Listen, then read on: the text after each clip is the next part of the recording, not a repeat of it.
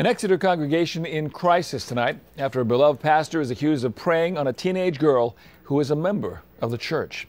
62-year-old Alton DeRoe is in jail tonight, facing at least 9 counts of sexual abuse.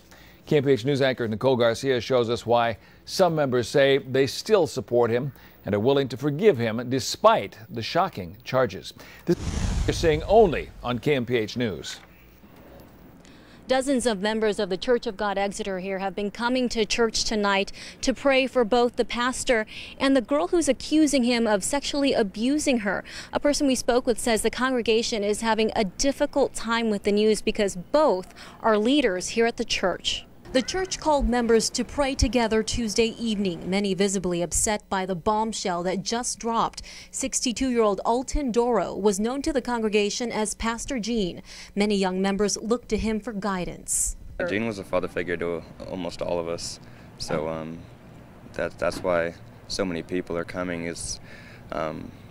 We all loved him dearly, and he always just had a smile on his face and a positive attitude, and just this fatherly aura about him. So yeah, Gene was definitely a fatherly figure to many people. Drain says the pastor played that fatherly role to the teenage girl who's now accusing him of sexually abusing her.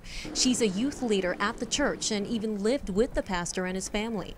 The teenager walked into the Exeter Police Department Monday and told officers that the pastor had been sexually abusing her for several years. Now, this department is pretty familiar with DeRoe because he's been a volunteer here since 2008 and has been a volunteer chaplain with the police department for the past couple of years.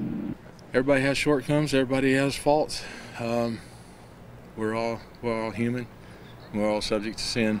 I'm not going to pass judgment. It's not my job. As the congregation clings to their faith for answers, many say they still have faith in their leader, now an accused sexual predator. Some people just take things too far, and maybe, he made a mistake, but he's still a good man and he still knows the Lord, so just don't judge.